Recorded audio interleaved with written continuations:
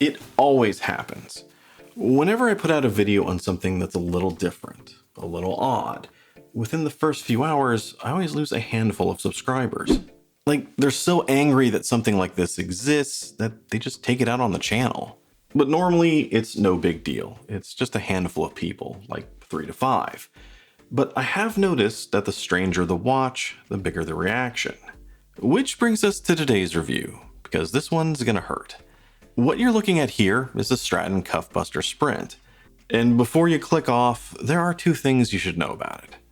The first is that this isn't an April Fool's Day joke, and Straton's owner Kyle hasn't completely lost his mind. Rather, he's just fallen in love with an old forgotten design and wants to bring it back. As back in the 70s, DeSoto's came out with the original Cuffbuster. And the basic idea for this one is that it's for people whose job requires them to wear long sleeves. Think race car drivers and pilots, not reviewers.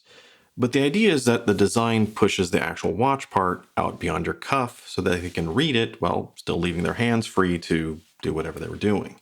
Or something like that. The thing is, for me, the fact that this design never really took off is probably a sign that it was more of a solution in search of a problem. And I should also point out that this is a prototype that was lent into the channel, but I don't think there's going to be many changes in the actual production units. And personally, I just wanted to check it out because I was curious, and especially curious how it felt on the wrist. Which brings us to the second topic, and that's that this is not painful to wear, despite what some of you might think and how it might look. Now don't get me wrong, this is definitely not the most comfortable watch I've ever worn, but it's also not the worst either. It's just different. When you first put it on, it's weird because it's different. It's comfortable around the wrist, but you do have that part that sticks out and sits right behind the back of your hand. And because of that, you start thinking about how different it is, and that just winds up making it more weird. It's actually not bad until you start to bend your wrist up. And even then, you kind of feel it on the back of your wrist, but I'm not sure if you can see it, but the watch itself actually kind of pivots up a little bit as well. So while I do feel it, it never really feels restrictive, or not too restrictive. And I think the more you wear this one, the more you just get used to it.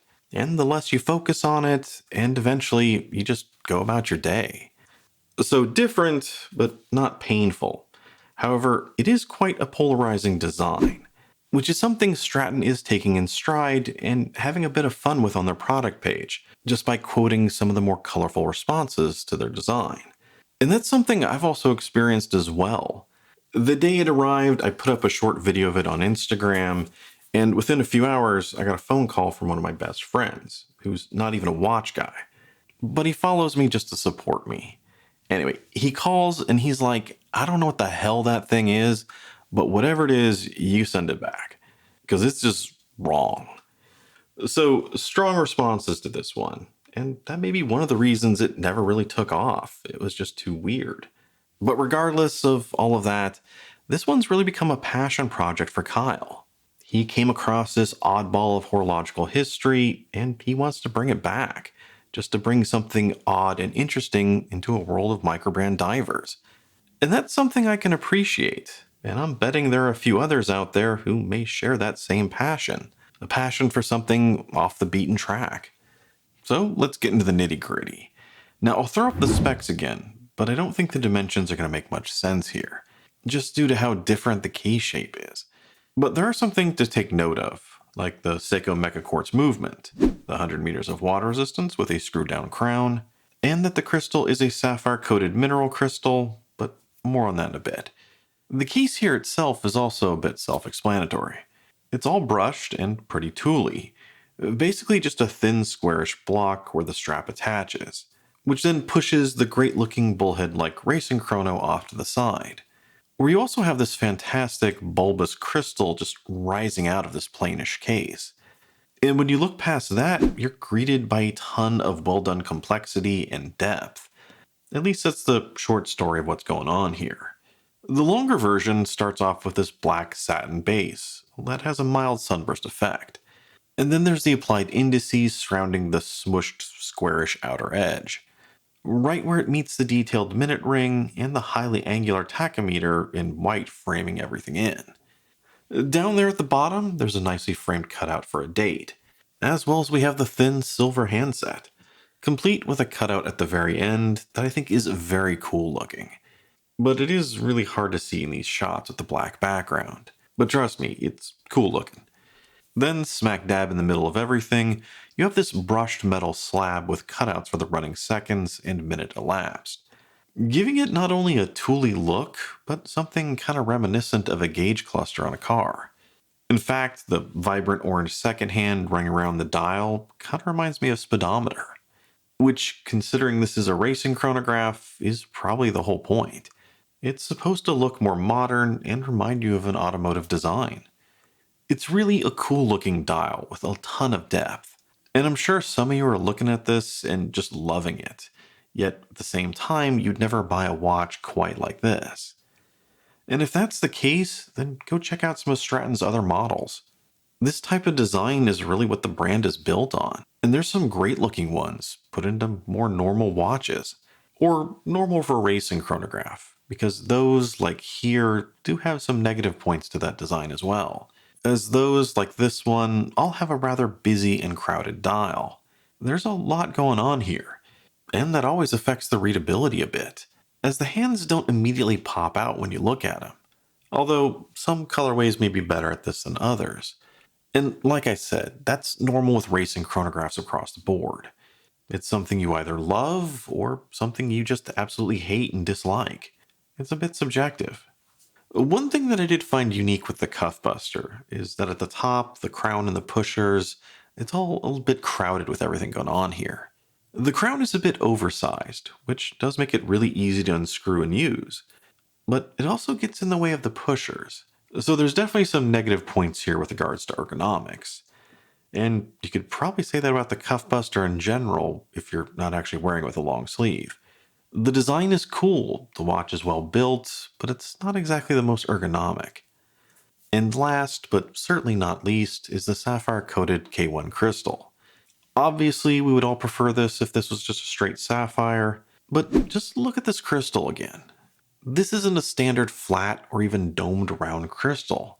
It's got this unusual TV-ish shape that wonderfully rises out of the case. So for the price point they're going for, I think it's understandable. A good sapphire version of this crystal would probably add $100, if not $200 to the price.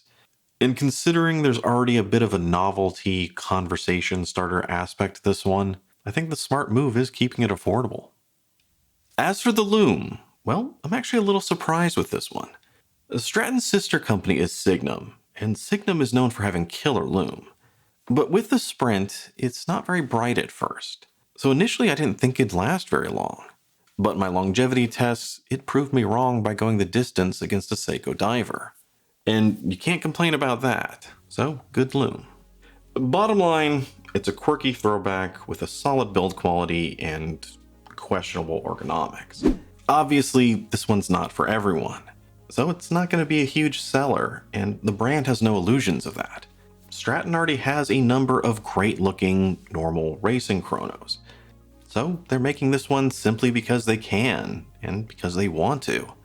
And that's something I can appreciate about the brand. This is a passion project, and it's not really about making a quick buck. And there are some, maybe a select few out there, that will enjoy this for the quirky conversation starter it is. Namely that guy who likes wearing something different and unique when they go to a watch meetup. Someone who enjoys it when people ask them, "What are you wearing?" And they want that all while not breaking the bank. Because at $349, you're still able to create a well-made watch and hit that why not price point. And I think it's important to remember that this hobby is just that, a hobby. Something you do because you enjoy it and something you do because it's fun. And it doesn't always have to be serious. There's nothing wrong with having a few quirky pieces that you own for no other reason than they make you smile.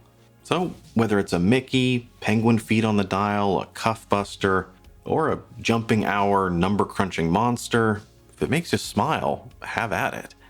But what do you think about it? As usual, let me know down below. And as always, if you enjoyed the video, don't forget to like, comment, and subscribe. And especially subscribe. I might need to get my numbers up after this one. Anyway, I'm Shane, this is Relative Time, and I'll see you next time.